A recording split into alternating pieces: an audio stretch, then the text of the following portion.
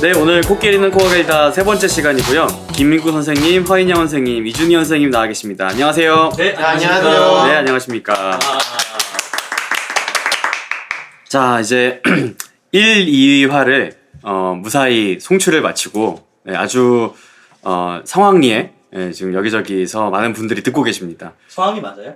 성황리인 것 같아요. 제가 특이한 경험이 그때 통사로 연구에 못 가긴 했는데 여기저기에서 이제 다른 분들 실수로 핸드폰을 이렇게 하시다가 갑자기 우리 익숙한 오프닝 음악이 나오는 거를 몇 번 봤어요. 맞습니다. 그리고 이렇게 서로 쑥스러워하시고, 예. 그래서 잘 되고 있구나, 라는 생각과 동시에, 막 이제 그러면서 들어보신 분들이 이제 뭐 친한 분들이나 아니면 여러분들이 이렇게 피드백을 많이 주시더라고요. 근데 이제 제가 들었던 거는, 초반부터, 고민을 좀 많이 했다. 끌까 말까. 네, 그렇죠. 그러니까 주제가 언제 나오냐. 이준희 선생님의 결혼식에서 뷔페를 먹은 걸 내가 왜 알아야 하냐. 누구예요, 누구? 알을 수 없습니다. 그런 이야기까지 나왔어요? 네, 있었어요. 몰랐네. 너무 좋은 정보를 주셔서 한번 찾아가야 되겠네요. 네, 근데 이제 이름은 밝힐 수 없지만 이제 그런 피드백을 주신 분께서 오늘 저희 이 녹음을 위해서 협찬을 해주셨어요. 네. 자, 협찬 받아오신 분께서 이제 소개를 해주시죠. 네. 오늘 저희 녹음을 한다고 하니까 이화여대 계시는 김혜지 선생님께서 칸타타 6캔을 이제 녹음하는 게스트 선생님과 저희 패널들을 위해 이렇게 협찬을 해주셨는데 그 선생님께서 앞에 사담이 너무 길다. 저는 여기까지만. 네. 김혜전 선생님 감사합니다. 네, 감사합니다. 조만간 언제 한번 녹음에 이제 꼭 모실 기회가 있기를 바라겠고요. 뭐 다른 분들은 이제 여기저기서 많이 들어보셨을 텐데 이렇게 뭐 좋은 조언이나 좀 재밌는 거나 그런 거 있었나요? 네, 저는 저희 어머니께서 이거를 들어보셨는데요. 지금 MC로 보고 계신 이찬영 네. 선생님께서 목소리가 너무 좋다고 거의 그런가요? 팬이 되셔가지고요. 네. 그런 내용 말고 뭐 좋다 말고 사실 네. 이제 저희가 피드백이라고 한다면 약간 쓴소리. 그렇죠. 저희가 그거 다 받아들여야 됩니다. 그렇죠. 저희가 이제 그런 거를 듣고 이제 반영을 하는 노력이 한다는 거를 이렇게 말씀을 드려야 되기 때문에 그 중에서 가장 쓴소리가 어떤 거였을까요? 아마 네. 사담이 너무 많다 아닐까요? 사담이 너무 많다. 이 앞에 이야기가 너무 길어서 네. 그 부분에 대한 이야기가 가장 많았던 것 같아요. 개인적으로는. 그렇군요. 또 다른 걸로는 이제 구성원 관련해서 뭐 인적 구성에 대해서 이제 뭐 지역이나 학교나 성별이 조금 편중되어 있다는 지적에 충분히 일리가 있는 지적. 네, 그렇죠. 맞아요. 네. 아무래도 이제 저희 가까운 사람들, 아무래도 좀 친분 있는 사람들끼리 좀 모이다 보니까 좀 지역이나 학교, 성별 같은 부분에는 좀 문제가 있었던 것 같습니다. 그래서 앞으로 이 부분은 조금 저희가 시간이 지나면서 좀 많이 개선을 하도록, 그래서 뭐 남녀 선생님 모두 좀 게스트를 초대하고 그렇죠. 여러 학교 선생님들이 모두 다 참여할 수 있는 구조로 좀 만들어 가도록 노력을 해보도록 하겠습니다. 네. 인혁쌤은 뭐 들으신 거 있으신가요? 네, 뭐 제가 들었던 얘기 중에는 그러니까 지난 주제가 이제 석사학위 논문이었는데 이제 실제로 지금 석사 과정에 재학 중인 후배들 중에서 이제 너무 약간 꼰대들이 하는 얘기 지금 이제 석사 논문을 쓴 지 한참 지나서 그 당시에 느낌이 어땠는지에 대한 감이 없는 사람들의 얘기가 많아서 좀 이제 생생한 경험담이라기보다는 나 때는 이랬는데 결국에는 라떼 조르스가 돼버린 식의 얘기가 된 감이 있다는 지적을 들었고, 그리고 이제 김상민 선생이 이제 유일한 석사과정 학생으로서 이제 이런저런 질문을 많이 했는데 그런 것들이 궁금한 부분이 있었는데 이제 그런 입장에서 좀 답변이 잘 되지 않았던 것 같다 이런 지적이 있었고 그게 일리가 있다고 생각을 합니다. 근데 이제 이렇게 좀 학기가 지난 입장에서 되돌아보면서 하는 얘기로서 석사학위 논문을 주제로 삼은 그런 화도 필요하다고 생각하고 앞으로 이제 또 기회가 되면은 실제로 쓰고 있거나 이제 써야 하는 과정에 있는 분들을 초대해서 얘기를 들어보면은 그런 문제는 또 극복이 되지 않을까. 좀 약간 이제 고충을 풀어놓는 그런 자리도 한번 뭐 답을 원하는 게 아니라 그렇죠. 그렇습니다. 네. 저희가 이제 몇 번 진행을 하면서 이제 미처 이거를 어디서 들을 수 있는지 소개를 못 드렸어요. 그래서 소개를 드리려고 하는데 먼저 코끼리는 코가 길다 방송은 총 3군데에서 들을 수가 있습니다. 예, 첫 번째로는 팟빵, 예, 팟빵에서 뭐 검색하시면은 예, 다 나오고요. 코끼리는 코가 길다. 그쵸, 코끼리는 코가 길다. 뭐 아무 코끼리만 쳐도 아마 나올 거예요. 코끼리를 제목으로 하는 데는 거의 없기 때문에.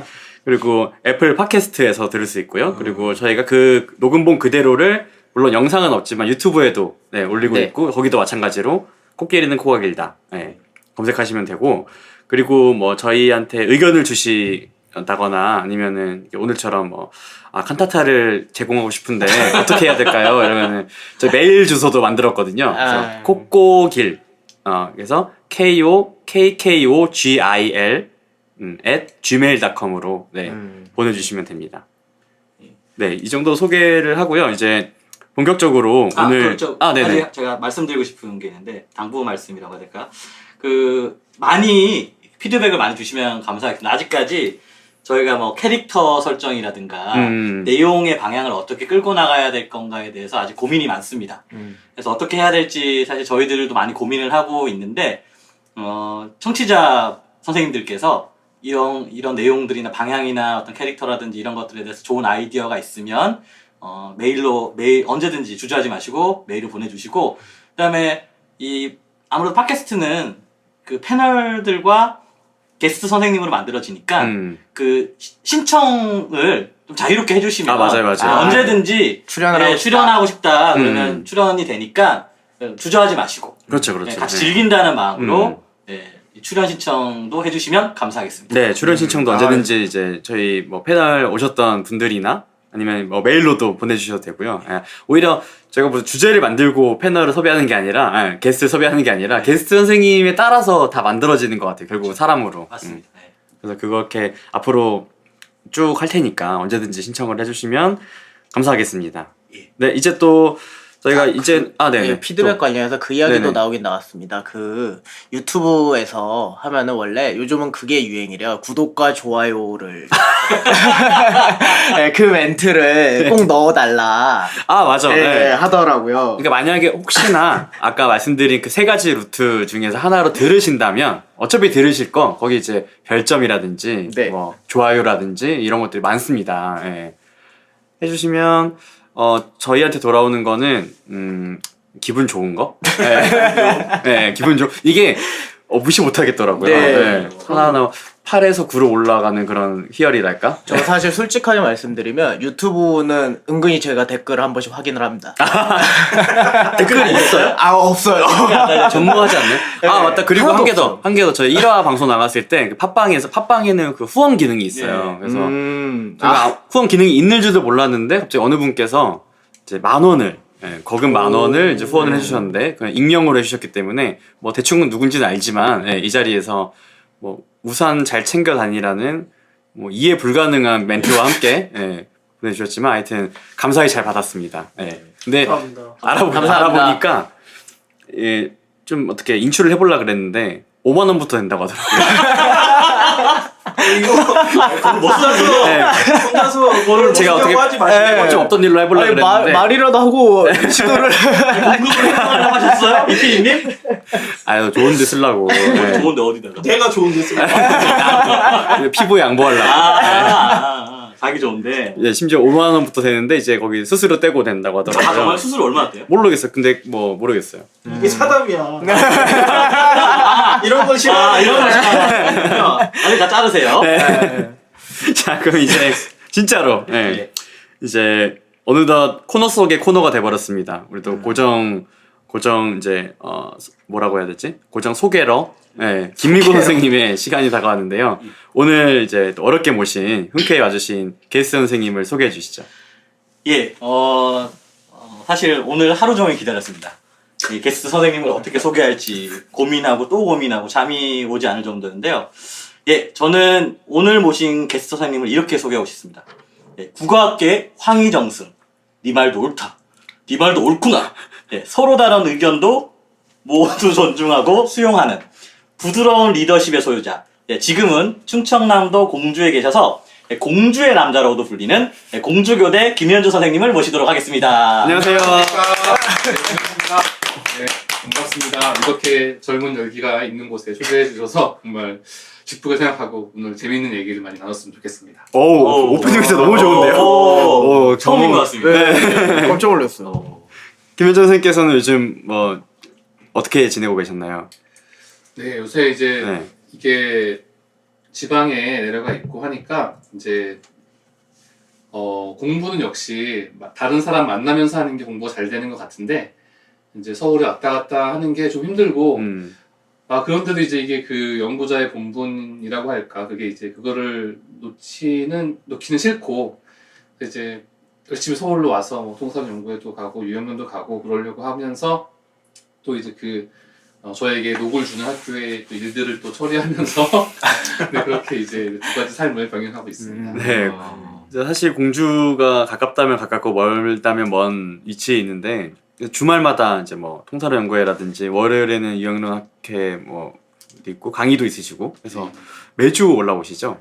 이번 학기 매주 오는데 네. 그러니까 이제 서울에서 강의가 있어서 오는 건 정말 좋은 것 같아요. 그게 아니면 올 기회가 많이 없어지기도 하고 또 그냥 좀 나태해질 수도 있는데 그런 기회가 있어가지고 서울에 왔다 갔다 하면서 여러분들 같은 또 동학들도 만나고 또 선생님도 만나고 하니까 기분은 좋고 또 이게 동기도 잘 되는데 체력이 기말로 갈수록 체력이 떨어지는 저 이제 학기말이 이제 다가오니까 현실적인 잘 먹어야 될 것 같습니다. 그럼. 네.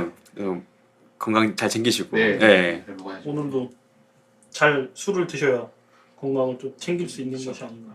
그렇죠. 술을 그렇죠. 안 마시면 건강이 해롭지 않나요? 세균을 좀 알고 그렇죠. 김민국 선생님과의 인연에 대해서도 좀 얘기해야 되는 거 같아요. 아닙니다. 사담이 될 확률이 있어서. 아니면 뭐 미담 뭐 이제 미담요? 국어학교 네. 황희정승이 될 때까지 그런 뭐 어떠한 미담이 도움을 있으시면 주었고. 국악계 황희정승이니까 도움을 주는 거죠. 그 정도 이제 정승 위치인데 지금 이제 부마예요, 공주의 남자. 방금 됐어요, 사실. 정승이 더 녹을 또 받고 계시다 보니까 녹을 된다고. 네, 부마죠, 공주의 남자. 이거 다 여기 제가 사실 거예요 또. 그래야죠. 김현성과의 제 개인적인 인연이라고 하면 사실 이야기가 굉장히 기는데 짧게 얘기하면 그냥 박사후 연구 지도 교수님으로 1년 동안 저를 잘 지도해 주셨고 그다음에 사실 그런 이런 관계로 이렇게 이제 이런 공적인 관계로 맺어진 인연보다는 사실 그 전부터 이제 김현성님께서 박사학위 논문을 쓴 이후로 제가 인터넷을 검색해가지고 이상하게 알게 된 인연을 통해가지고 그때부터 김현정 선생님의 매력에 빠지게 됐죠. 박사학위 논문. 사실 오늘 이렇게 다루게 될 박사학위 논문을 읽고 이런 사람이 있구나. 그때는 이제 아는 사이가 아니었는데. 모르는 사이였어요. 인터넷 자료라고 하면은 블로그. 네, 맞습니다. 거기 이제 그 선생님께서 쓰신 논문이라든가 본인의 평소의 생각이라든가 이런 것들을 쭉 알 수 있게 됐더라고요. 그래서 약간 펜팔은 아니었지만 펜팔을 통해 친구를 사귀는 그런 느낌으로 먼저의 김현주 선생님에 대한 환상이 있었죠. 환상이 좀 있었죠. 사실 환상이 있었어요. 네. 성별에 대한 환상도 있었고.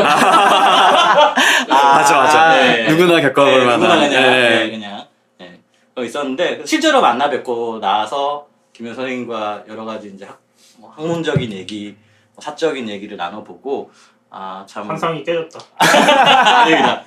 그 환상보다 오히려 더 환상을 더 환상적인 사람이라는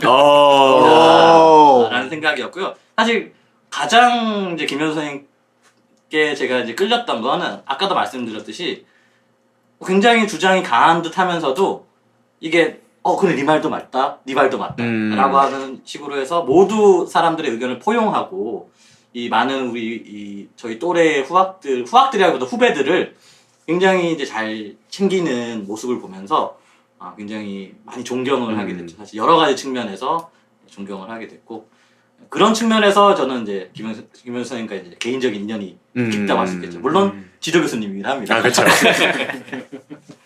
네, 너무 말이 길었네요. 오래됐네요, 진짜 그러면은 그렇죠. 인연이 한 이제 10년? 10년 가까이 돼가는 것 같습니다. 그러네요. 네. 그래서 이 우선 이렇게 오늘 이야기에 이제 좀 저본이 되는 논문으로는 김현주 선생님 박사학위 논문인 이제 국어 대우법 어미의 형태와 연구 2010년에 발표된 2010년에 제출된 박사학위 논문이고요.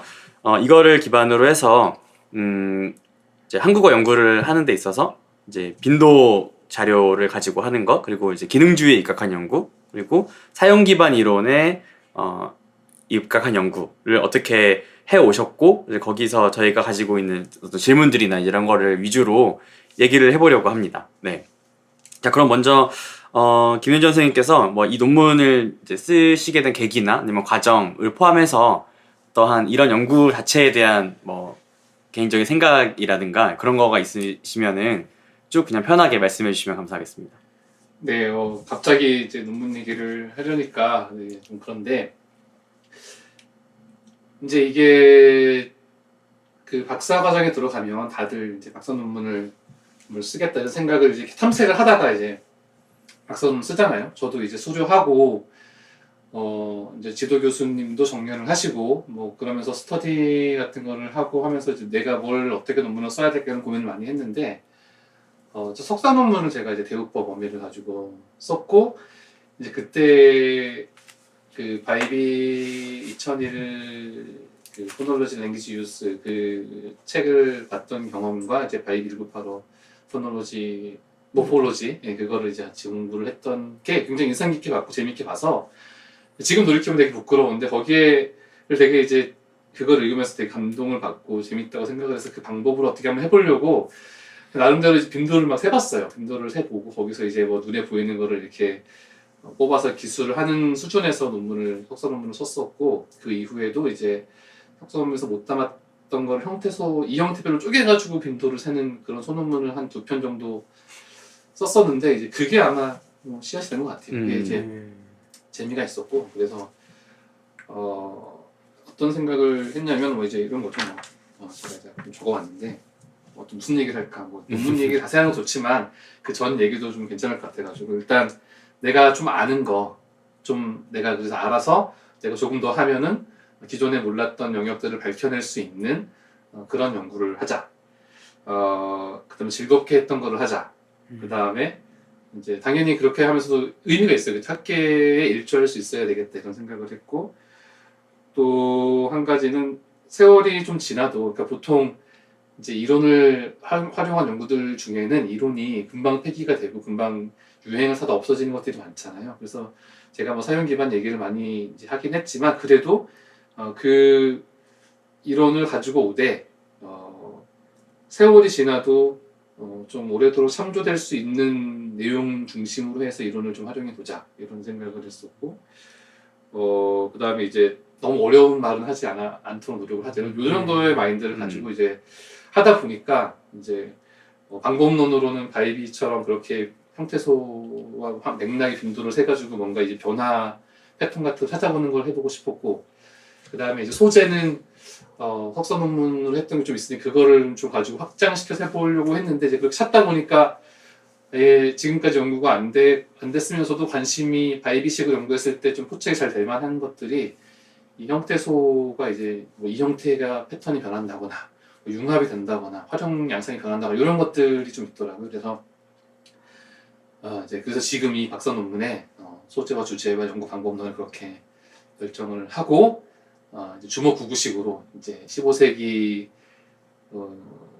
용언 활용이 나타나는 대우법 어미 3가지를 이 형태들을 쭉 목록을 만든다면 이제 검색을 무작위로 그냥 막무가내로 하면서 추려봤어요. 어떤 것들이 있는지. 그래서 이제 목록을 쭉 만든 다음에 그 중에서 이렇게 그 중에는 전혀 의미 없는 것도 있을 거고 의미가 있는 것도 있을 거 아니에요. 그래서 이제 그런 리스트를 건져낸 다음에 이제 그거를 가지고 대충의 얼개를 짜고 이제 각각을 보면 소절이 굉장히 많은데 이제 소절로 나누어 가지고 논문 체제를 잡아가지고 쓴 것이죠. 그래도 빠진 게 있더라고요. 빠진 게 있고 본 게 있고 그렇습니다. 근데 이제 그래서 이제 그 하나씩 하는데 생각보다 되게 할 게 너무 많아가지고 일단 그래도 뭐 해야 되니까 그래서 이제 일단 어휘야부터 했는데 통사론 연구회에서 이제 그 삽이 어간하고 결합을 할 때 그 이형태 중에 그 지읒으로 시작한 잡자오가 몇몇 특수 어휘에만 굉장히 다수로 결합을 한다는 하고 그것이 17세기에 가면은 그것들 뒤에 뭐 밭잡삽처럼 삽이 다시 붙는 그런 게 나타난다는 것을 관찰을 해서 이제 그거를 발표를 한 적이 있어요. 통설원 연구에서 박사 논문 프로젝트가 시작하고 이제 얼마 안 돼서였던 것 같은데 그게 되게 잘 보이니까 이제 재밌다 생각을 해가지고 네. 이제 뭔가 되게 잘 될 줄 알고 했는데 막상 어휘 쪽으로는 생각보다 많지도 않고 난관도 꽤 있었어요. 어휘 쪽으로는 난관도 꽤 있었고 근데 이게 무슨 어떤 한 이론으로 논문을 쓴다고 해서 그 이론으로 모든 걸 다 설명해야 되느냐 뭐 그건 아닌 것 같고 네. 중간중간에 필요에 따라서 뭐 사용 기반 이론에서 이라고 보기 어렵고 혹은 바이비가 얘기한 것도 아니더라도 혹은 뭐 다른 사용 기반 언어학자들이 한 게 아니더라도 우리가 상식으로 알고 있는 그런 지식들을 활용을 해가지고 난관을 돌파하면서 논문을 썼는데 이제 제가 어휘화 중에서 좀 이렇게 기억에 남는 거는 뭐 처음에는 그 밭잡다 그것들이 기억이 남고 뵙다도 이제 뭐 배가 왜 만들어지게 됐어요. 그거는 사하고 상관없이 그냥 그 사역형이 그렇게 됐다는 게 좀 재밌었고 그때 이제 박준호 선생님이 그 논문 심사하면서 그 연구자 참조를 할 수 있게 도와주셔가지고 그때 이제 약간 한 몇 달간 만들면서 내용을 좀 논리를 잘 펼칠 수 있었고 그것도 기억에 남고 그 다음에 가장 이제 기억에 남는 거는 친쪽다거든요. 친쪽다가 이제 그 보필하면서 이렇게 옆에서 이렇게 거들어주면 네. 그런 의미인데 그런 단어가 있는지도 몰랐어요. 있는지도 몰랐는데 그거를 하전실에서 일하는 누군가가 그런 단어가 있다. 저는 그걸 검색할 엄두도 못 냈죠. 친쪽다라는 단어를. 그래서 그 얘기를 듣고 뭐라고? 하면서 이제 찾아봤더니 정말 그 단어가 있는 거예요. 그래서 이제 이게 친 어감이 없잖아요. 네. 네. 이상하잖아요. 그러니까 어근에 바로 이제 잡이 네, 붙이는. 너무 이상한데 하다가 잘 탈락을 하니까 그렇죠. 그 이제 그래서 하다가 탈락을 한 것 같은데 왜 잡이 지읒이 됐냐? 왜 압이 지읒이 됐냐? 이게 굉장히 미스터리인 거예요. 이제 그러다가 이제 그 음성학 시간에 그 대학원 석사 2학기 때 이제 바이비 2001 책을 보면서 공부하면서 그때 이제 곁다리로 본 게 제스처럴 포놀로지라는 그 논문을 봤었는데 거기에 이제 그 조음 기관을 약간 시간 테이블에 놓고 오손지처럼 이렇게 뭐 혀 끝, 뭐 혀 뿌리, 뭐 입술 이런 식으로 쭉 나열한 다음에 그것이 이제 어떻게 시간이 어떻게 막 조정이 되면서 뭐 시간 타이밍 겹치면 뭐 가령 뭐 영국애가 내려오는 타이밍하고 치경이 패스되는 타이밍이 겹쳐버리면 디귿이 니은이 된다 이런 얘기가 있었거든요. 근데 그게 딱 생각이 나는 거예요. 그때. 그래서 이제 결국 이게 니은 반치음이 디귿 그 TS랑 같은 거예요. 거기 같잖아요. 좋은 채로 보면 딱 떠오르면서 TS가 Z가 지읒이 되는 것처럼 N 반치음도 지읒이 될 수 있구나 생각이 딱 들어가지고 이제 그때 이제 그 얘기를 하면서 엄청난 희열을 느끼면서 썼어요. 근데 어휘화는 그렇게 예가 많지가 않아서 짧아요 보면. 근데 그런 거 있어요. 논문 초반부에는 시간과 공력과 정성을 들여 논문 쓰다가 이제 후반으로 넘어가는데 점점 시간이 쪼들리니까 뒤로 갈수록 그 어미에서 융합이나 이런 것들도 할 게 많고 볼 게 많은데 뒤로 갈수록 좀 약간 그 기술이나 그런 게 정밀함이 떨어지는 그런 어려움이 있었죠. 그걸 보완하고 연구를 해야 되는데 그냥 방치해 놓은 지 10년이 다 돼가지고. 그 아까 말씀하신 친짝다 그거는 네. 이제 그 영화에서 뭐 이제 왓처럼 이제 T로 끝나는 거 뒤에 S가 붙으면은 왓츠처럼 이제 지읒이나 치읒이 되는 것처럼 네네.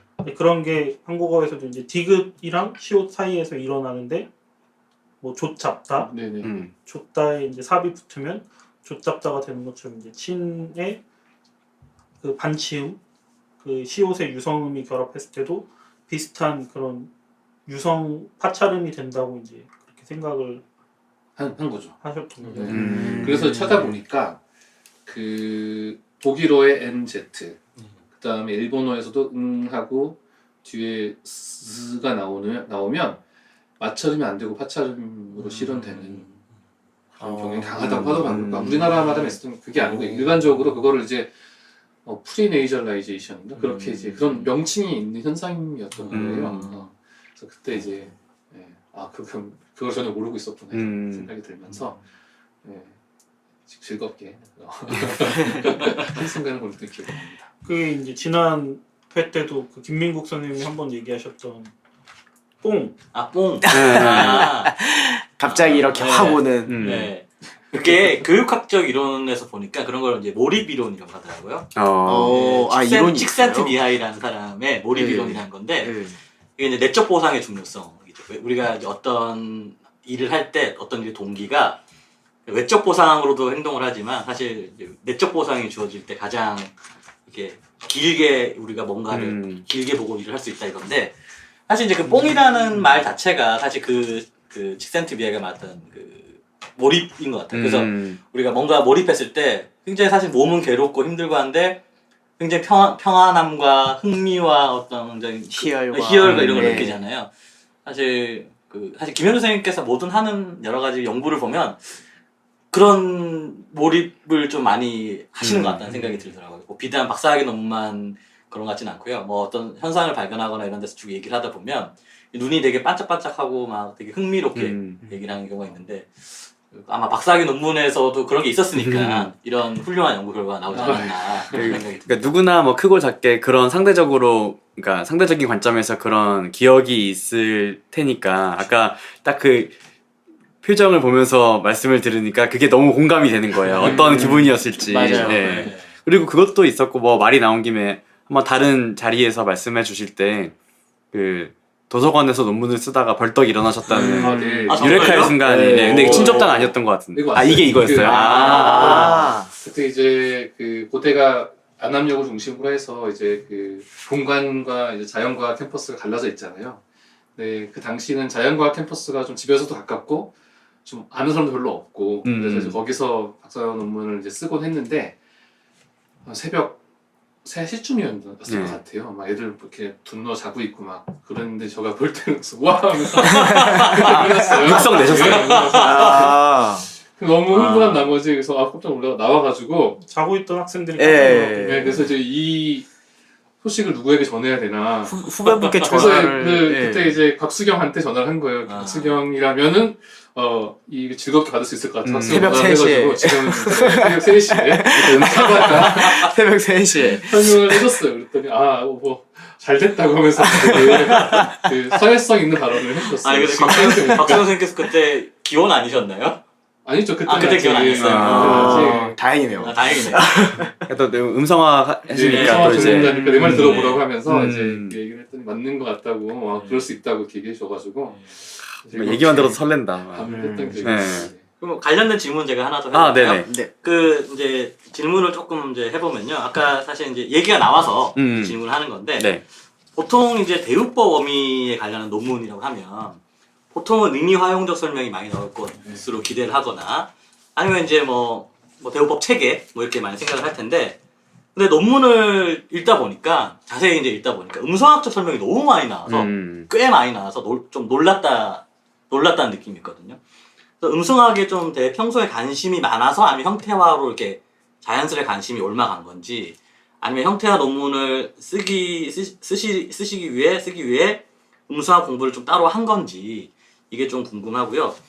사실 이제 문법 형태에서 형식 변화 양상을 설명할 때 논문 국어사적 논문을 좀 보면 음성학적 설명을 하는 경우를 거의 좀 보기 드물더라고요. 제가 이제 과문한 걸 수도 있겠지만 그래서 사실 김현주 선생님께서 지금 이 논문을 음성학적 설명들이 나온 걸 보고 굉장히 생소하다는 느낌을 받았거든요.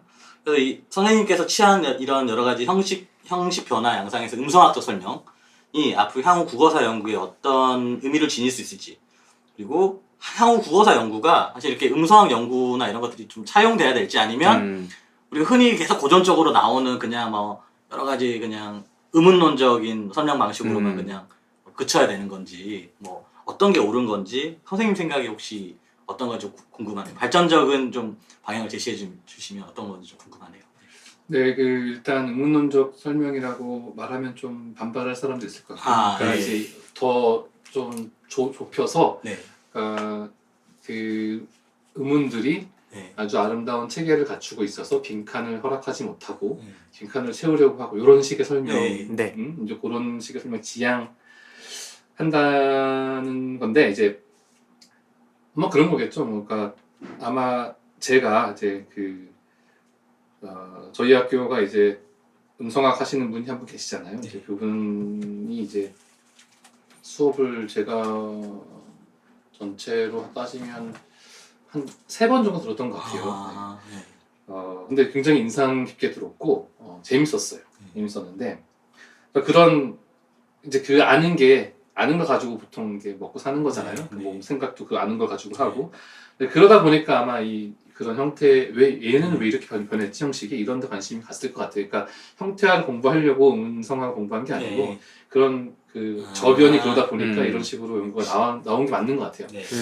맞는 것 같은데 이런 거 있죠. 그러니까 사람이 이제 말을 한다는 거는 되게 실질적인 현상이잖아요. 그래서 실제적으로 리얼하게 진짜 현실에 바탕을 둔 설명이 있었으면 그런 설명, 눈에 보이는 설명, 뭐 손에 잡히는 설명이라고 해야 되나? 그런 거를 좀 더 그런데 더 끌리는 그런 경향이 있어요. 그러니까 저는 빈칸을 채운다고 하는 게 좀 약간 뭐 물이 이렇게 컵에 물을 따르면 이렇게 다 평평히 퍼지는 것처럼 그런 게 자연히 이치긴 한데 음소까지 그럴까? 약간 이런 생각이 들었어요. 음소가 그런가? 이제 이제 약간 개인적인 성향이 그런 게 있는 거죠. 그래서 이제 뭔가 경험하지 않고 내가 직접 해보지 않고 이런 거는 좀 약간 잘 받아들이지 못하는 그런 게 있어요. 뭐 이거를 약간 여담으로 하자면 제가 대학교 1학년 1학기에 총 이수한 학점이 4학점이에요. 4학점이요? 4학점. 네, 뭐 어떻게 하면 4학점이에요? F 맞고 막 개수강하고 개수강하고 학점인데 그래서 제가 1학년 1학기 다녀보고 너무 힘든 거예요. 18학점을 그거를 처음 대학교 와서 너무 힘든 거예요. 그래가지고 1학년 2학기 때는 제가 이 수강 신청 많이 안 했어요. 기억이 안 나지만 한 12학점, 13학점 했던 것 같아요. 이 정도는 내가 열심히 하면 소화할 수 있다.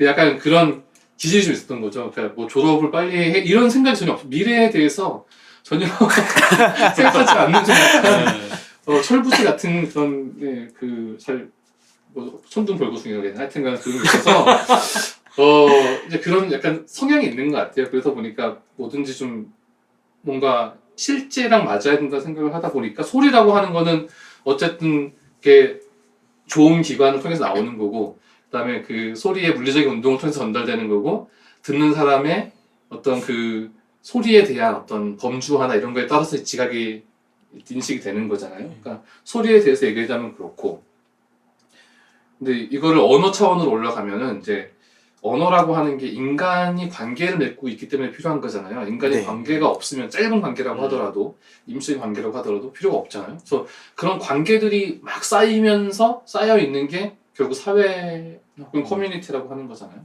그래서 언어라고 하는 것은 커뮤니티의 구성원들이 같이 모여서 어떤 조직적인 어떤 그런 시스템을 유지하는데 동원되는 서로의 행동을 조종하는 그 윤활유나 휘발유 그런 거다. 그걸로이기도 하죠. 그런 그 도구다. 하죠. 그게 맞는 것 같은 거예요. 그게 맞는 것 같은데 너무 막 그것이 고정되어 있고 뭔가 인간과 별개의 어떤 시스템을 신성 시대에는 그런 거는 좀 약간 거부감이 들고 그런 관점에서 국어사 연구에서도 어떤 형식이 변화하는 거가 맞아야 되는 거예요. 그러니까 기존의 설명으로도 할 수도 있지만 그 설명하고 그 설명이 다시 그 음성적인 방식으로 패러프레이즈가 될 수 있어야 된다고 생각을 합니다. 그렇게 해야지만이 더 과학적인 설명이라고 생각을 해요. 제가 왜 이런 이제 질문을 했냐면 사실 이제 기존의 국어사 연구에서는 음성학적 설명을 이렇게 설명을 안 하고 예를 들어서 친좁다 이게 나오면 이게 이제 왜 이제 이렇게 나오냐 이런 형식을 변했냐 그러면 이제 방언이나 이런 자료들을 보고 이거 봐라 여기서 이런 환경에서 이게 나타나지 않았냐라고 그냥 방증이라고 해서 사실 증명은 아니죠. 이런 게 있기 때문에 여기서도 이게 된다. 정도의 설명 방식이었던 것 같아요. 몰라요. 저도 국어사 연구를 잘 모르니까. 뭐 자료 내적인 유비추론 같은 그쵸. 거겠네요. 이게 이렇게 문증이 됐으니까 뭐 이 시기에 이런 자료가 이렇게 있었기 때문에 이것도 이거와 동일한 영상에서 이러한 환경에서 이게 나타났다 라고 하고 끝이 나는데 사실 그건 설명은 아니잖아요. 사실. 근데 이제 그런 것과는 달리 김현수 선생님께서는 이제 음성학적으로 이런 형태가 이런 형식의 변화가 나타날 수밖에 없던 이유를 설명을 하고 있다는 점에서 이제 좀 다른 국어사 연구와는 굉장히 좀 다르다라는 느낌 받았고 네. 사실 국어사 연구를 하면서 음운사 연구를 하면서 음성학적으로 설명을 잘 안 한다는 느낌을 계속 받습니다. 그래서 이게 제가 이제 김현수 선생님께 물어봤던 게 앞으로 국어사 연구가 이렇게 음성학적 설명을 하는 게 얼마나 좀 더 널리 퍼질 수 있을지 이제 사실 너무 보수적이어서 그런지 좀 널리 퍼지지 않는다는 생각이 조금 들더라고요. 그래서 이걸 보고 좀 처음에 놀랐어요. 아, 이게 굉장히 기존의 국어사 연구와는 좀 차별점을 보이는 지점이 아닌가라는 생각에서 김현 선생님께서 이제 그 여러 가지 이제 음성학적 얘기를 하시면서 제가 질문을 한번 던져봤습니다. 그러니까 지금 우리가 쓰는 말하고 뭐 중세 사람들이 썼던 말하고는 뭐 언어는 다르겠지만 그 언어를 둘러싸고 있는 환경들은 뭐 비슷하지 않겠습니까? 뭐 상대방이 잘난 척을 하고 싶은데 잘난 척을 하면 안 되니까 겸손하게 말을 하면서도 잘난 척을 하는 식으로 말을 하려는 뭐 그런 경향이 있을 거라고 청자는 생각을 하면서 말을 듣는 뭐 그런 상황이라든가 네. 남녀 관계에서 묘한 긴장을 유지하면서 말을 하는 뭐 그런 것이라든가 뭐 그런 거는 뭐 인류 보편적이라고 할 수가 있겠죠. 뭐 그런 것이라든가 뭐 중세인의 뭐 그 좋은 기관이 뭐 지금 사람하고 다르지 않을 거 아니에요. 그렇죠. 그러니까 이제 그런 것으로 그러니까 기존의 설명이라고 하더라도 뭐 기존의 설명대로 할 수도 있어요. 왜냐하면 그 훈민정음 만들었을 때 그 훈민정음 해례본 보면은 다 음양 오행으로 모든 걸 설명하잖아요.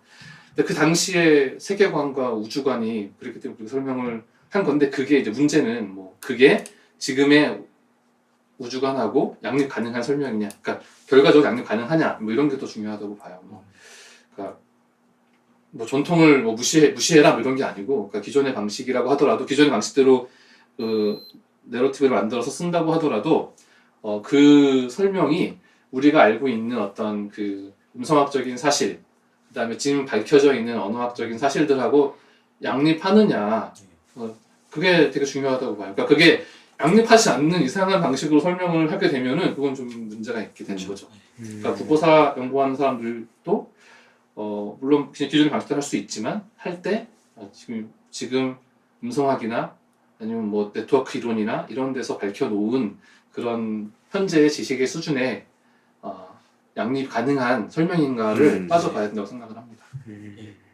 관련해서 하나 더 질문하자면요. 사실 네. 이제 제가 앞서 드렸던 질문이랑 똑같은 질문인데 거의 비슷한 질문인데 그 김현주 선생님 박사학위 논문뿐만 아니라 그 이후에 여러 선언문들을 보고 있으면 이제 설명 방식이 굉장히 합리적이고 재밌습니다. 무릎을 이렇게 탁 치는 만큼 아 그렇구나 이렇게 상식적인 설명을 이제 추구하거든요.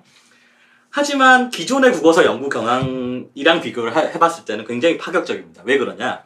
기존의 국어사 연구에서 취하는 방식은 설명이라기보다는 상상이나 추론을 최대한 배제합니다. 상상이나 추론을 최대한 배제하고 자료에서 얘기하는 사실 중심으로 설명을 할 수 있으면 하는 거고 못하면 그냥 안 한다고 해야 될까요? 굉장히 조심스러운 관점으로 접근을 하는데 그래서 제가 무식한 얘기일 수도 있어요. 제 무식을 탄로내는 얘기지만 더 많은 얘기를 할 수 있을 텐데 왜 안 그러나 답답한 느낌이 있어요. 그러니까 상식적으로 접근하다 보면 이 얘기가 나올 수 있을 것 같은데 왜 이 얘기까지 안 나오지?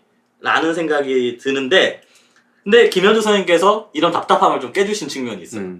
그래서 조금 상상이 가미되는 그러나 사실에 가깝다고 설명되는 합리적인 사실에 가깝다는 설명을 많이 취하고 있어서 굉장히 흥미롭습니다. 하지만 기존의 국어사 하시는 선생님들은 이런 것들을 좀 경계해야 된다라고 하시는 선생님들도 계시거든요. 그래서 아까 말씀드렸듯이 음성학을 국어사 연구에 이렇게 적용을 하는 경우가 드물듯이 마찬가지로 국어사 연구에서도 어떤 특정 이론을 들고 와서 이 이론에 맞춰서 뭔가 더 설명을 취하는 방식을 굉장히 또 경계하고 있는 듯한 느낌이 들더라고요. 그래서 이걸 왜 기존의 사람들에서 경계하는 이유는 뭔지 그리고 김현주 선생님께서 취하는 좀 적극적인 설명을 취하는 국어사 연구가 앞으로 얼마만큼 더 가능성을 모색할 수 있는지 뭐 이런 것들에 대해서 좀 의견을 여쭙고 싶습니다. 네, 일단은 그 기왕에 그렇게 이제 그 꼼꼼한 자료 관찰과 기술을 해 오신 국어사 연구자들의 성과는 굉장히 가치가 있고 그분들께 굉장히 예. 감사드립니다. 그럼요. 왜냐면 예. 그게 없으면 저 같은 논문 나올 수가 없기 때문에 굉장히 감사를 드리고요. 그러니까 그런 거죠. 그러니까 이거는 제 생각에는 무슨 금과 옥조는 아닌 것 같아요. 그러니까 그냥 그렇게 기술만 해 놓을 거면 뭐 그냥 그 동전 모으기랑 똑같죠. 아, 뭐 그리스시 동전을 모았어. 뭐 에게해에서 어떤 동전을 모았어. 그냥 그 모아두는 것 뿐이죠. 그걸 모아둬서 아, 이때는 뭐 화폐 가치가 어땠고 뭐 사람들이 어떤 식으로 살았구나 이런 거를 이해하려고 그런 걸 모으는 거잖아요. 그게 가치가 있는 거잖아요. 네. 그런 것처럼 이제 그 우리가 모르는 과거의 어떤 언어의 그 편린들을 잘 기술을 해 놓으면 해놓는 게 일단 되게 중요한 일이고 그거를 가지고 이제 누군가는 활용을 해서 뭐 다른 연구를 할 수도 있겠죠. 그래서 이거는 제가 보기엔 연구자의 취향의 문제인 것 같아요. 어떤 사람들은 그런 거를 잘 정리하는 것이 보다 잘 맞고 더 가치가 있다고 생각하실 수도 있고 또 어떤 사람들은 그걸 잘 못하고 오히려 이제 그런 걸 가지고 어땠을까 현재 우리가 밝혀낸 어떤 지금 우리 인류의 지식의 지평에서 봤을 때 우리가 지식의 최전선에 있는 지식들을 가지고 적용해 봤을 때 이게 무엇인지를 해설해 주는 사람도 필요하다고 생각을 하고 양쪽에 다 적절하게 있어야 되죠. 그러니까 너무 다 해설만 하면 안 되고 너무 다 자료만 모으면 그것도 이상하잖아요. 계속 모아서 뭐하게 그걸 가지고 뭔가 뭘 해야지 뭔가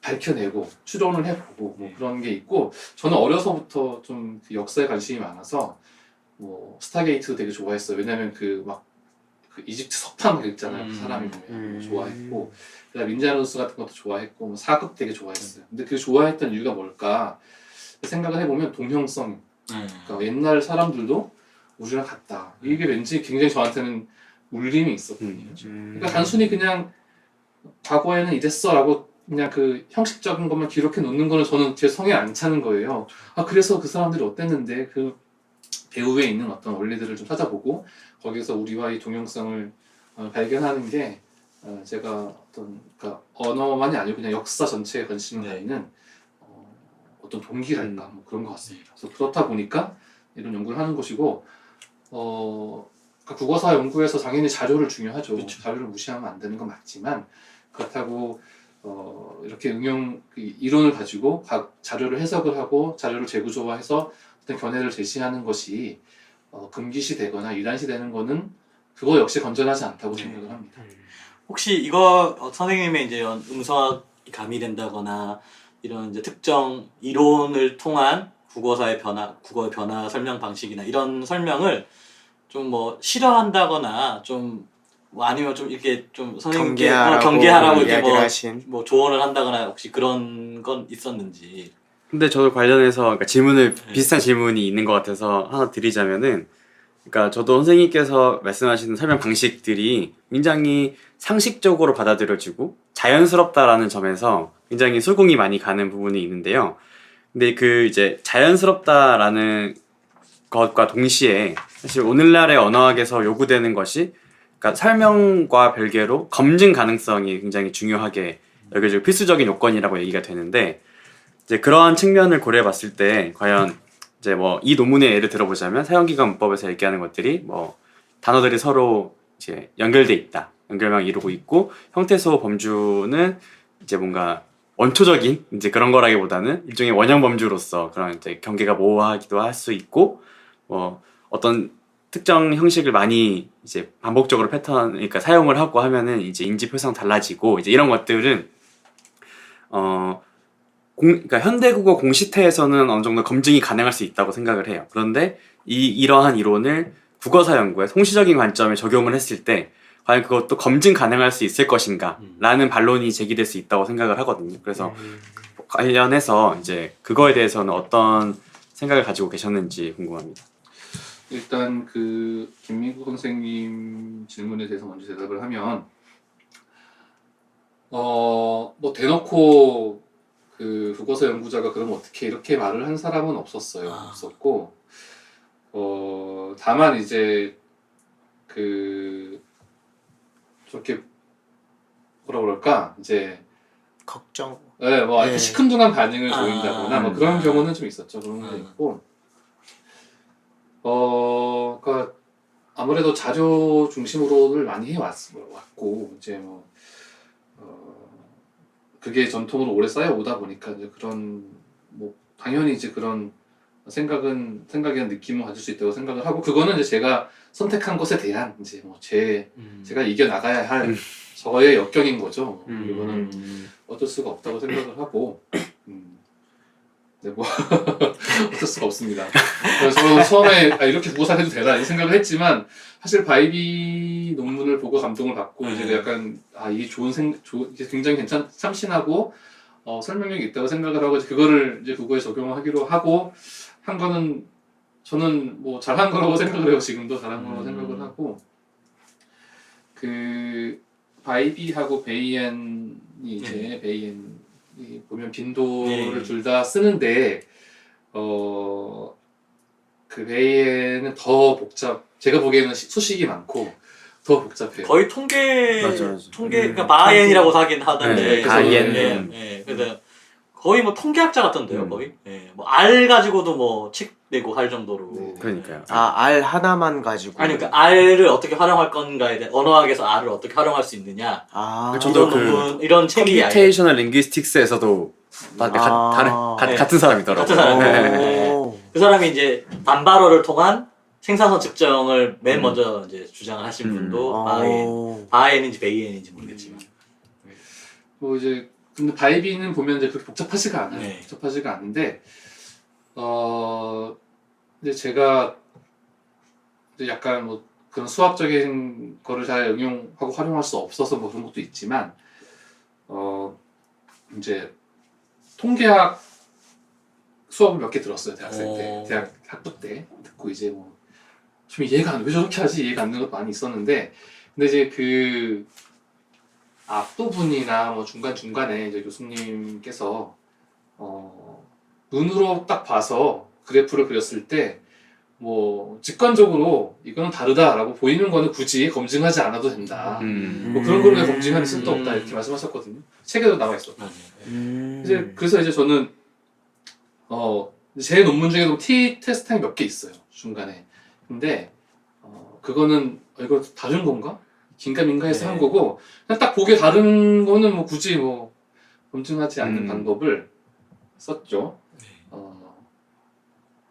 얘기를 왜 했지? 그 아까 이제 이찬영 선생님의 제 질문에 관련된 거였나요? 관련된 거 공시적인 것들은 뭐 이론적인 부분에서 설명이 어느 정도 검증이 가능한데 통시적인 통시적인 거에서. 부분에서는 이제 이론적인 설명의 타당성은 입증된다 하더라도 이게 실증적으로 어떻게 증명될 수 있을 거냐에 대한 맞나요? 네 맞습니다. 예. 그러니까 이찬 선생님 질문은 그거인 것 같은데 아니 거기에 대한 답은 따로 있고 김 선생님 얘기하다가 나온 것 같은데 그 맥락이 사이에 갑자기 까먹었는데 그러니까 문제는 그런 거죠. 그러니까 그 굉장히 써먹을만 하다. 그러니까 써먹을만 한 그런 방법론인 것 같다.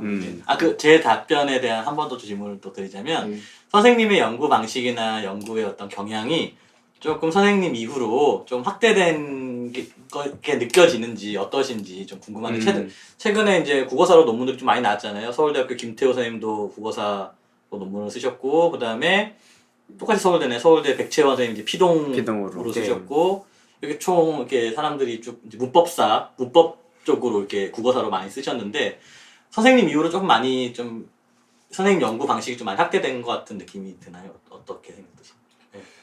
뭐 많이까지는 아니지만 그래도 국어사 논문들이 그냥 단순하게 과거처럼 그냥 이랬다 뭐 이랬다 이런 게 보다는 조금 빈도 얘기도 좀 많이들 하고 뭐 그런 왜 그런지 설명도 좀 들어가는 것들이 있는 것 같은데 뭐 제 이유로 이렇게 말하면 이상하고 어쨌든 그 흐름 속에서 그런 것들이 생겨나고 있는 그럼요. 거죠. 선생님도 그 흐름 중에 하나인데 좀 더 많이 확대된 느낌이 좀 들긴 들더라고요. 최근에 논문들을 보니까 그냥 사실만 이렇게 기술을 하고 막 이렇게 자료들을 모아놨다기보다는 설명을 이제 특정한 이론이나 이런 것들을 바탕으로 해서 설명을 좀 많이 하려는 그런 것들을 좀 많이 봤어요. 특히 유형론적인 사실을 뭐 적용한다든가 네. 그쵸. 그런 것들을 맞아요. 좀 많이 발견할 수 있어서 이제 선생님의 어떤 국어사 연구 방식이 그래도 좀 보편적으로 많이 이제 그래도 한 흐름으로 이렇게 자리 잡아가는 거 아닌가라는 생각이 좀 들었습니다. 네.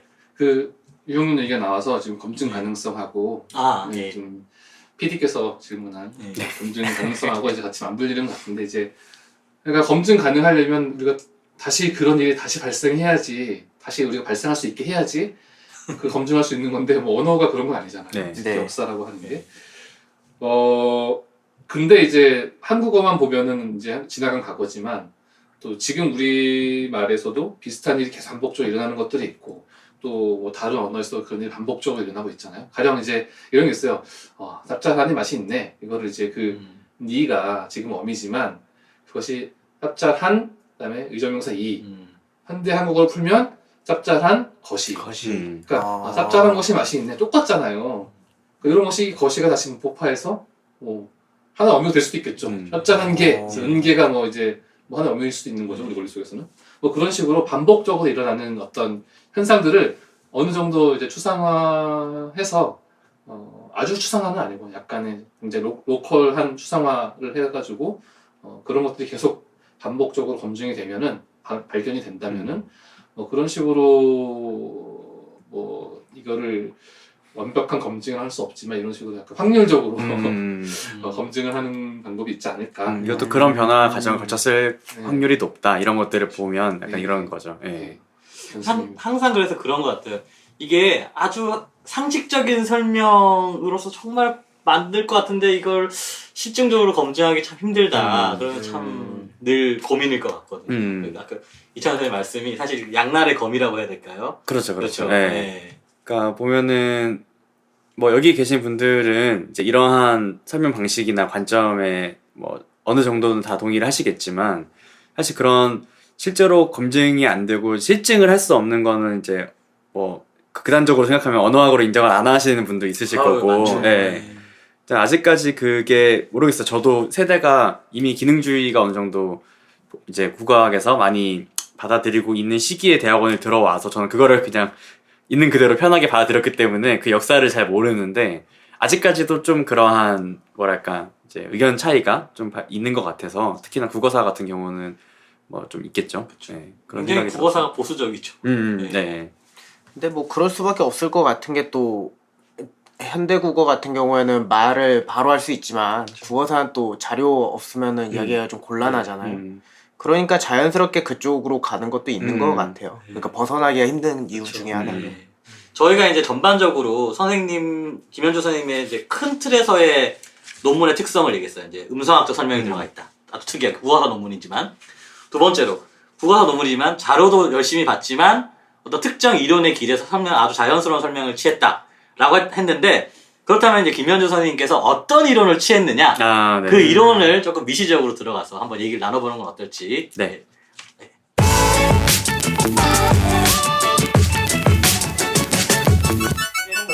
논문 내용에 대해서 아까 이제 어휘 형태화까지 얘기하셨잖아요. 맞아 어휘. 좀 더 하고 싶은 논문에 대해서 하고 싶은 얘기 하시고 이제 질문 질문 하면 나눠주세요. 될것 같아요. 네네. 네, 이제 이 대유법 어미 선언말 어미 세 가지가 이제 어떻게 각자가 어떻게 역사를 만들어 나가는지 형식 중심으로 이렇게 봤어요.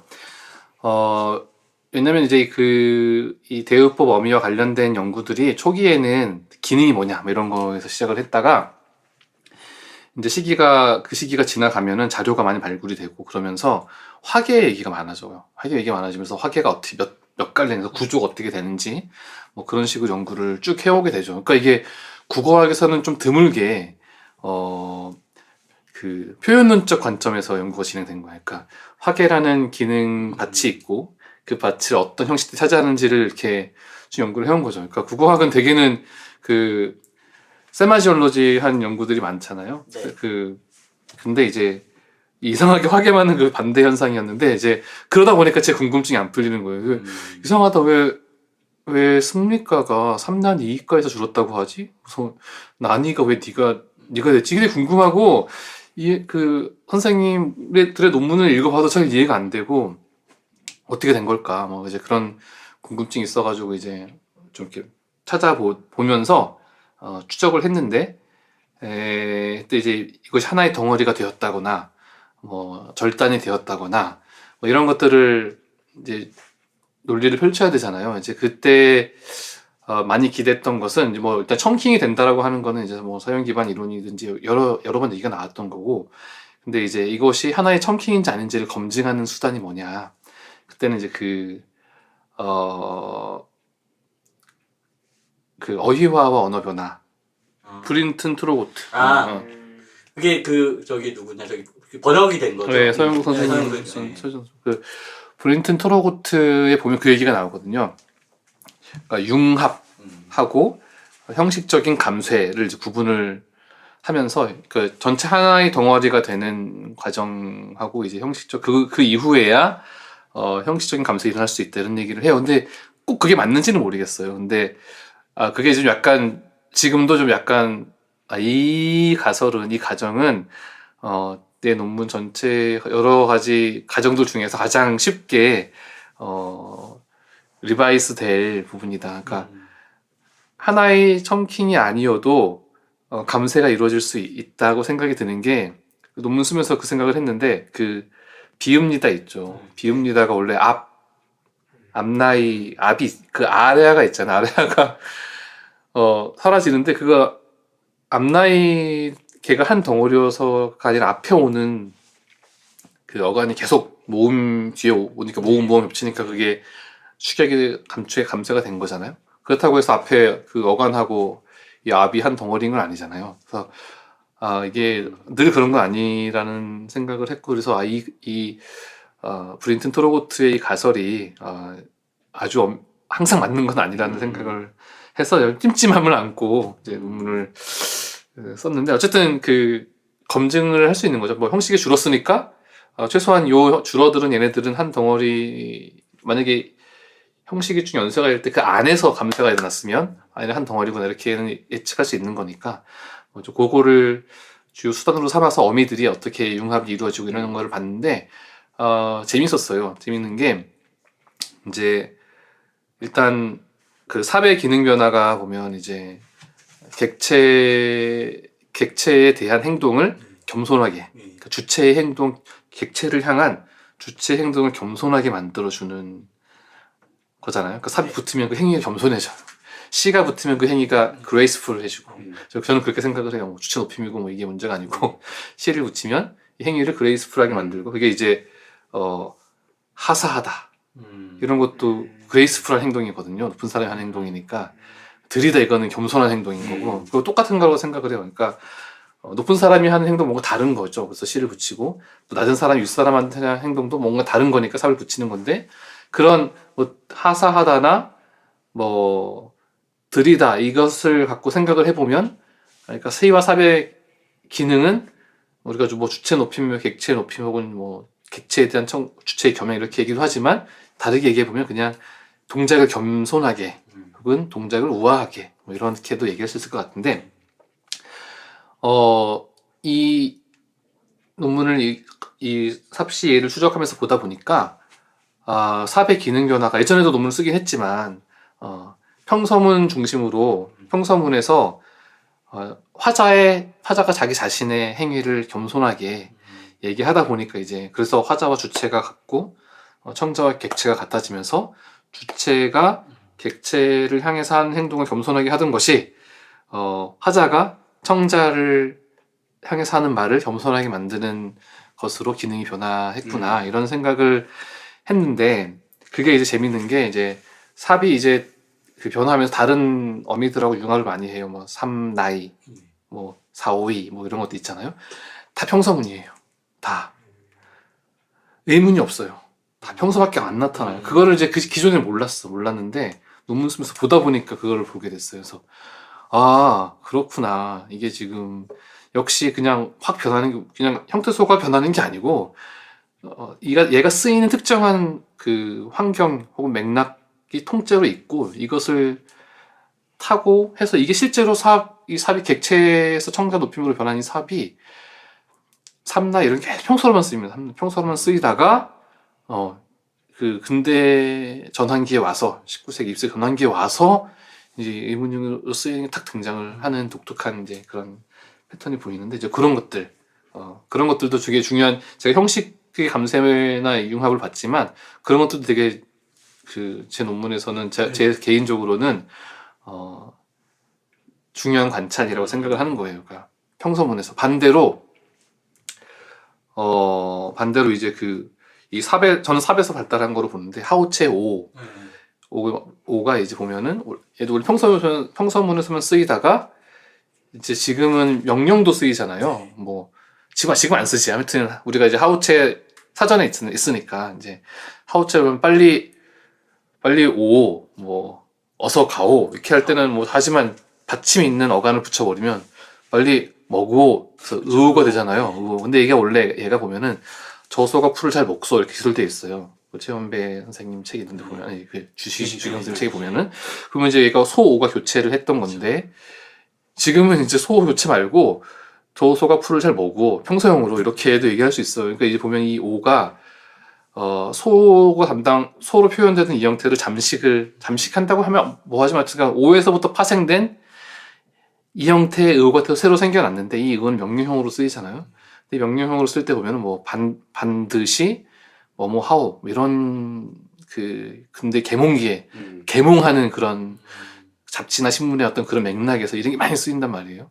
그러면서 거기는 이제 반드시 뭐 꼭 뭐 이렇게 부사 같은 것들이 의무 형태가 굉장히 강한 부사들이 쓰이면서 이게 명령으로 해석이 발달을 하는 뭐 그런 것들도 보면은 이제 이게 변화할 때 맥락이 굉장히 중요하다 뭐 이런 생각을 하게 됐고 사실 그런 얘기를 많이들 했지만 문법파 이론에서 많이도 하고 했지만 실제로 이 자료를 보면서 국어도 똑같구나 그리고 그렇게 설명이 이렇게 정말 그랬구나라는 걸 확인하는 게 연구자 저 개인으로서도 흥미로운 일이었고 이거를 보고하는 것도 학계에 보고하는 것도 중요한 일이라고 생각을 하면서 이제 그런 일을 이어왔습니다. 그래서 뭐 근데 보면은 3장하고 4장의 큰 차이점 중에 하나는 3장은 어휘 형태하고 4장은 이제 문법 형태인데 이 어휘 형태에 보면은 이제 청자를 높이는 이는 없어요. 응이. 왜냐면 청자 높이는 이 얘는 어간이랑 융합을 할 수가 없어요. 그냥 개념적으로. 그러니까 삽은 객체를 높이는 거니까 동사가 나타내는 사태 안에 객체가 있으니까. 그러니까 바이비식으로 말하면 상관성이 높잖아요. 그러니까 어휘할 수 있고 시도 마찬가지로 주체가 있으니까 그 사태 안에 그러니까 이것도 마찬가지로 상관성이 높으니까 어휘가 되는데 이는 전혀 상관성이 없으니까 당연히 명제 바깥에 있다 보니까 그러니까 어휘가 되는 게 하나도 없어요. 뭐 그런 것들도 이제 의미도 굉장히 깊이 관여한다 융합에 뭐 그런 것들도 감탄사 같은 경우는 있을 수 있겠죠. 비나이다 이거 뭐 올라와 있지 않나요? 어디 비나이다 사전에 안 올라와 있나? 감탄사라고 할 수 있지 않나? 비나이다. 그 자체를요. 네. 감탄사 뭐 맙소사 네, 뭐 그런 거죠. 맙소사. 근데 그렇게는 할 수 있는데 어휘가 이제 어간에 이제 동사처럼 쓰이지 않는다. 네, 그렇죠. 그렇죠. 용어로는 쓰이지 않는다. 맞습니다. 그게 더 정확한 말씀인 것 같군요. 네, 뭐 근데 진행하면서 그러니까 지금 굉장히 많은 이야기를 해주셨는데 그러니까 몇 가지 그냥 이해 차원에서 여쭤보고 싶었던 게 첫 번째로 아까 그 전에 그러니까 청킹과 융합 또는 연쇄를 이제 구분해서 말씀을 하셨는데 그러니까 제가 이해한 게 맞다면 그러니까 융합형을 발견을 하면 그 융합형이 일종의 이제 표상 인지적인 표상으로 하나의 덩어리로 이른바 청킹 형태로 이제 표상이 돼 있다라는 거를 방증해 주는데 꼭 그렇지만은 않더라라고 다시 발전을 하신 네. 거죠. 네. 그러니까 이제 브린튼 트로고트 렉시컬리제이션 거기에서는 어떻게 얘기를 했냐면 융합이 되었을 때는 그러니까 융합이 되었다고 해서 늘 형식의 감쇄가 있는 건 아니고 형식의 감쇄는 융합이 뒤따르는 것이다. 그러니까 융합이라고 하는 뭐 유니버럴리제이션하고 비슷한 개념으로 쓴 것 같아요. 그 분들은. 그래서 이제 두 형식이 하나의 청킹을 이루고 있으면 비로소 얘네가 형식적으로 감쇄를 겪을 수가 있다. 그러니까 나는 대우명제로 대우명제 아니지 여긴가 하여튼 융합의 형식적 감쇄가 있으면 이것은 원래 그 전에는 한 덩어리를 이미 이루고 있어야지만 감쇄가 된다는 그 논리로 감쇄된 것들을 찾아가지고 아예 붙어 있었구나. 그래서 이제 그 시기를 앞에 시기에 융합돼 있었으니까 이런 감쇄가 된 거야. 이런 식으로 논리를 펼쳤는데 그게 늘 그런 건 아닌 것 같아요. 감쇄가 늘 융합한 것에서만 일어나는 것은 아니라는. 충분 조건인 것은 아니다라는 거예요. 그래서 역시 대우명제가 아니니까 예외가 생기는구나 이렇게 생각을 좀 하면서 이게 뭐 어쩔 수 없지 뭐 이렇게 그 얘기였습니다. 네네네. 그리고 또 이해를 또 돕기 위한 질문일 수도 있는데 그 아까 객체높임법 중세국어의 객체높임법을 얘기하셨는데 그 사실 저는 선생님 논문을 읽기 전에는 중세국어의 객체높임법에 객체를 높이느냐 안 높이냐의 기준을 저는 화자 기준이라 생각했거든요. 그러니까 화자보다 객체가 높으면 객체높임법을 쓴다고 생각했는데 이게 주어더라고요. 다시 보니까 이게 정확하게 보니까. 근데 이제 현대국어는 어떤 거예요? 현대국어에서 객체높임이 아주 일부 남아있잖아요. 뭐, 들이다라든가. 어휘적으로. 그 다음에 깨 같은 경우가 네. 이제 아직 일부 남아있는데, 현대국어에서는 이게 화자 기준이에요? 아니면 이것도 주어 기준인가요? 주어 기준인 것 같은데요. 주어 기준인 것 같아요. 선생님께 드려라 이렇게 하지. 예를 들어서 이제 내가, 그렇구나. 주어 기준으로. 아이면, 저 선생님께 뭐 드려라. 이렇게 화자 기준이고. 저는 사실 이게 화자 기준인지 아니면 이제 주어 기준이구나. 선생님께 드려라. 주어 기준인데. 근데 저는 이제 늘 궁금한 거예요. 보통 이제 높임법이라고 하면 이게 이제 화시표현, 사회적 화시표현인데 화시표현의 가장 기본은 화시의 중심은 사실 화자로 이렇게 설정되어 있거든요. 사실 그래서 뭐 주체 높임법이라든지 지금 쓰고 있는 다 상대 높임법이라든지 모두 다 화자 중심 화시인데 이게 이제 상대 높임법 객체 높임법 같은 경우가 유독 좀 특이하다는 생각이 들더라고요. 그래서 그런데 막상 실제 예를 보니까 화자 이꼴 주어인 경우가 되게 많더라라는 거였잖아요. 그러다 보니까 그게 뭐 그 명제 내에 그거를 거치지 않고 바로 청자에 대해서 나를 낮추는 그런 용법으로 발달하는. 이 거울상이 시인데요. 그러니까 객체 높임의 삽은 평서문에서 평서문을 타고 평서문을 맥락으로 해서 청자와 관련된 대우법으로 이 기능이 발달을 했고 시는 반대로 거울상으로 주체가 청자인 경우에 맞아요. 많이 쓰이니까 뭐 하시겠어요? 뭐 하세요? 명령이나 의문에 주로 쓰이면서 주체가 청자인 경우에 쓰이면서 이제 청자 높임이 된 거죠. 그렇죠. 그 하십시오체에서 읍시오 앞에 시가 사실 명령형에서 시인데 이게 주체 높임인데 사실 기능이 명령형에서의 주어는 청자랑 동일하다 보니까 사실상 그냥 청자 높임으로 기능이 이제 가버리고 많이 변했어요. 그러니까 지금 뭐 1,000원이세요 이런 것들이 그렇죠. 이제 다 청자 높임의 범위가 기능이 변화하고 이제 그 맥락이 일반화하는 그런 거라고 볼 수가 있을 것 같습니다. 제 생각엔. 그래서 거울상 하나는 객체에 대한 거고 하나는 주체에 대한 거니까 객체에 대한 거는 평서문을 중심으로 해서 주체에 대한 거는 명령이나 의문 중심으로 해서 이제 기능 거의 그래서 이게 지시체 높임이 이게 이제 청자 높임으로 변해가는 양상에 아주 재밌는 양상 두 개를 보여주는 게 삽이랑 시 이 두 양상이 굉장히 김현 선생님이 말씀하신 대로 거울 영상처럼 발달하는 양상이 재미있게 보이고 있는 거죠.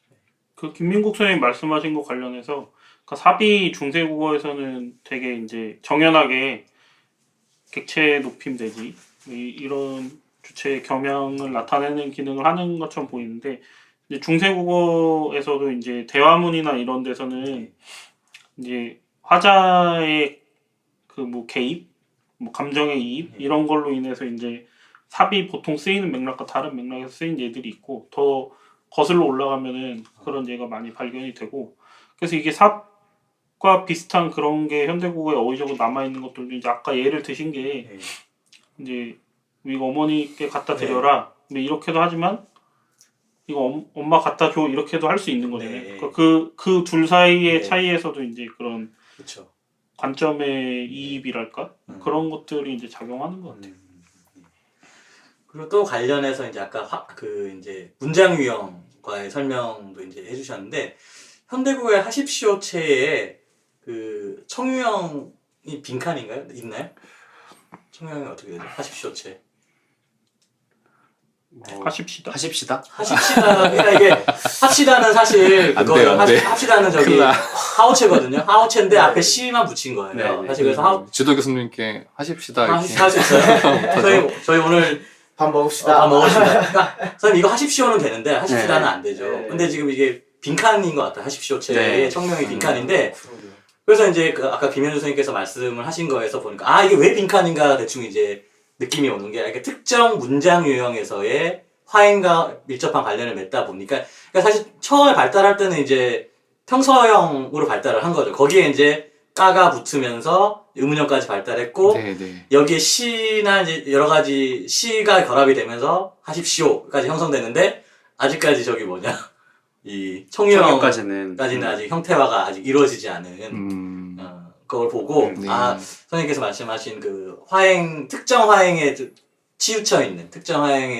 결과가 이렇게 발전을 한 거구나라는 생각을 조금 들었습니다. 약간 좀 의문점이 해결된다고 해야 될까요? 예.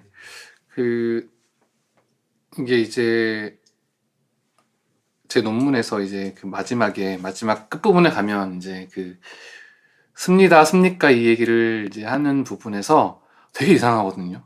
그러니까 이게 까나 다를, 그러니까 얘는 항상 삼내는 평서로만 쭉 쓰였어요. 평서로만 쓰이는데 갑자기 이제 습니다가 등장을 하는 거예요. 진짜 얘는 그야말로 갑자기 확 나타나는 거거든요. 기원을 형식적으로 기원을 추적해 가기가 일단 자료로는 불가능한 것 같아요. 제가 보기에는 너무 이상해요. 너무 이상하고 그래서 이제 삼내가 이미 종결형 평서형 종결인데 이제 그 뒤에 닭가가 붙거든요. 그래서 평서와 의문을 만드는데 그 전에 뭐 암내 자체가 이제 그 의문으로 쓰이는 암내였나?